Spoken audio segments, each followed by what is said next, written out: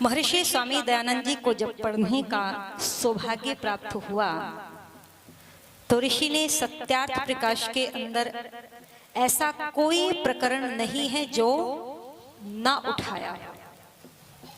जैसी जिसकी बुद्धि है उसने उस प्रकरण को उसी के अनुसार बोलो धारण किया। जो पॉजिटिव थिंकिंग के लोग थे उन्होंने उसे सकारात्मक रूप में धारण किया और जो नेगेटिव लोग थे उन्होंने उसे नकारात्मक रूप में धारण किया है।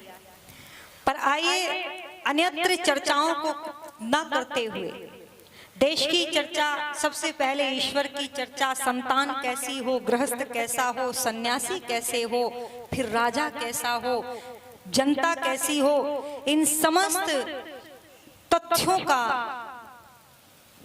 बहुत सुंदर वर्णन किया है महर्षि स्वामी दयानंद जी ने। आज वर्तमान में शिथिलता आ गई है। किस लिए?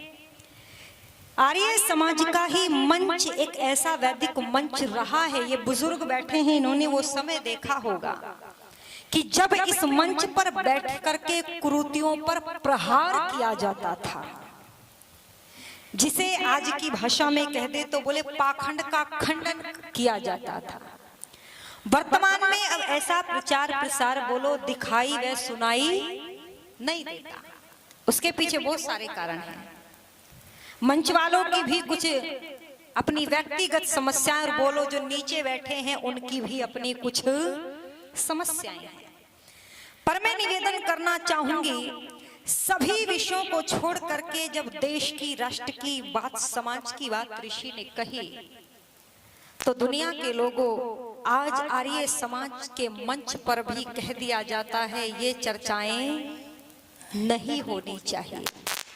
कौन सी चर्चाएं?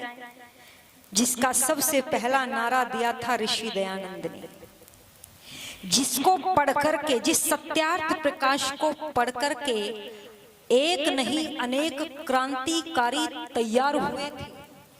आजादी की पहली नींव यदि देखी जाए तो आपको ऋषि दयानंद और बोलो सत्यार्थ प्रकाश विद्यमान दिखाई देगा। आज जब भारत के अंदर राष्ट्र धर्म, राजनीति, राजधर्म की चर्चा हो तो बोले लोग कहते हैं आप धर्म की बात करो, राजनीति की बात मत करो। और निवेदन करते हुए चल दूं, केवल आर्य समाज के मंच से जब वैदिक प्रचार प्रसार होता है तो केवल गीत गाने या सुनाने के लिए नहीं होता। पंडित शोभाराम प्रेमी जी ने बड़े सुंदर अंदाज में कभी एक बात लिखी थी। बहुत समय से होता आ रहा है प्रचार और प्रसार, परिवर्तन दिखाई नहीं देता, तो उन्होंने लिख दिया, बोले लगा एक रोग जाति को बचाना किसके बस का है, और हमें कहने की आदत है, बोलो आपको सुनने का चस्का है। बस यहीं पर बात समाप्त होकर के चली जाती है। आइए हम सुधारना तो चाहते हैं पर सामने वाले को सुधारना चाहते हैं, कभी अपने आप को सुधारने का प्रयास नहीं करते।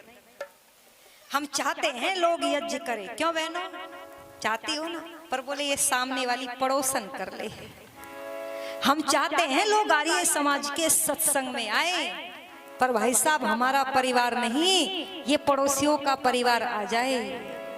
हम कह दे भाई साहब आपकी पत्नी, आपके बच्चे कहाँ हैं? बोले बहन जी बहुत काम है घर पर। फिर कैसे यहाँ पर लोग आएंगे जब हम ही अपने परिवार को लेकर के नहीं चलते? सत्य बात कह रही हूँ, आपको विश्वास नहीं होगा।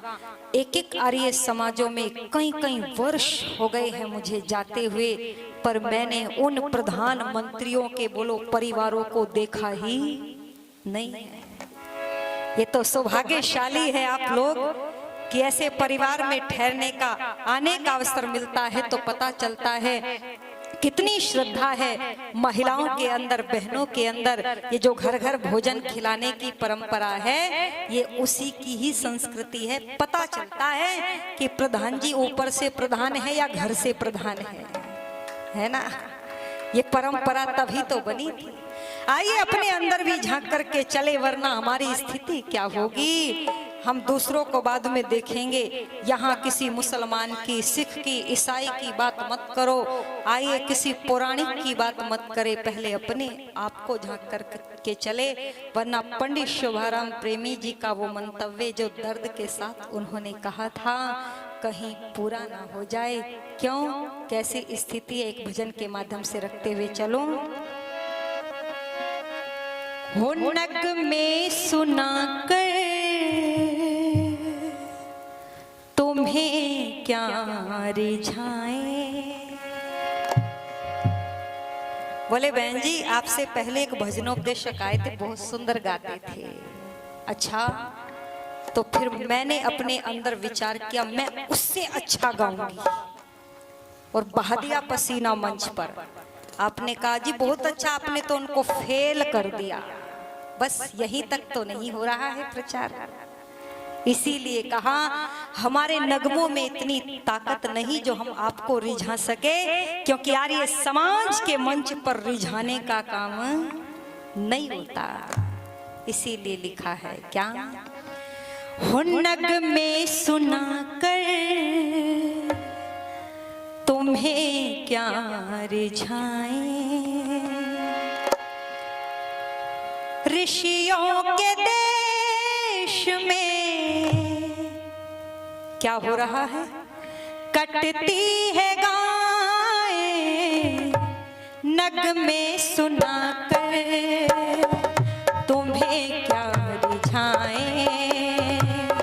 ये नग में सुना कर तुम्हें क्या रिझाए। ऋषियों के देश में कटती है गाय, ये नग में सुना कर तुम्हें क्या रिझाए। नग में सुना कर तुम्हें क्या रिझाए।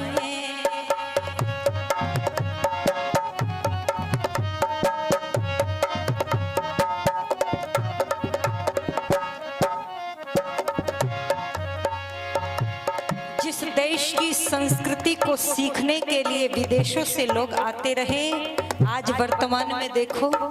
और आर्यों, मैं कहूंगी कहीं ना कहीं दोष हमारा रह गया। क्यों, तो सुनिएगा क्या कह दिया। बांध करके पैरों को चलाते कटारी, तड़प तड़प गौ माँ ये मरती बेचारी।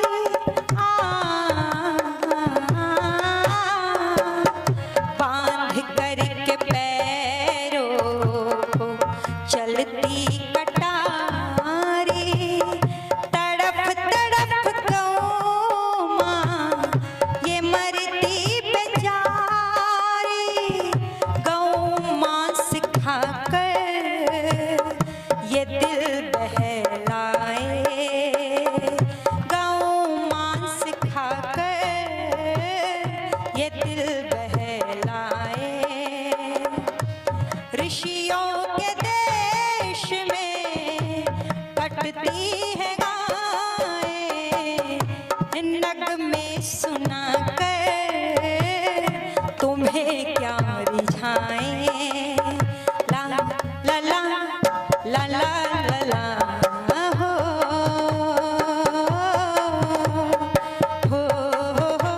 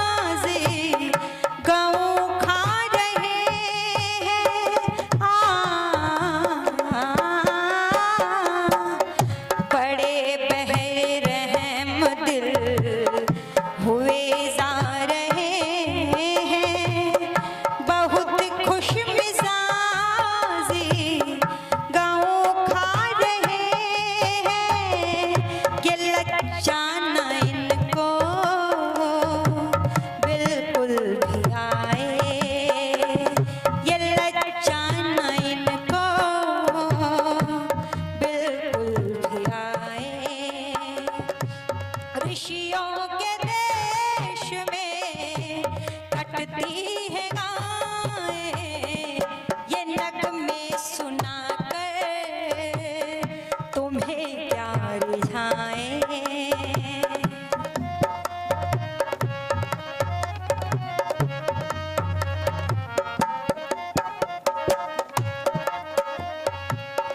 भला ना सचिन होगा माँ के हत्यारों, भला ना सचिन होगा माँ के हत्यारों, जरा अपनी बुद्धि से कुछ तो विचारो।